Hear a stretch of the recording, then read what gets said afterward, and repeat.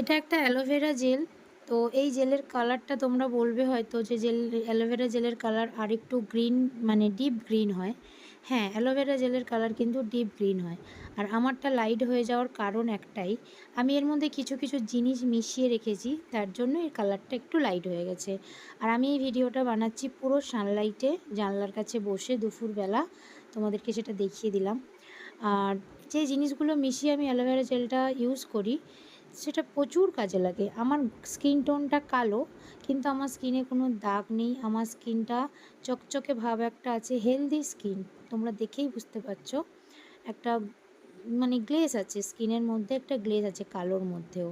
তো আমি যেটার মধ্যে মিশিয়েছি সেটা হচ্ছে ভিটামিন ই ক্যাপসুল। যে কোনো অ্যালোভেরা জেলের সাথে যদি ভিটামিন ই ক্যাপসুল মিক্স করে সারাদিনে দুবার 1 মাস ইউজ করতে পারো, তোমরা কিন্তু রেজাল্ট হাতে হাতে পেয়ে যাবে, দেখেই বুঝতে পারছো সেটা।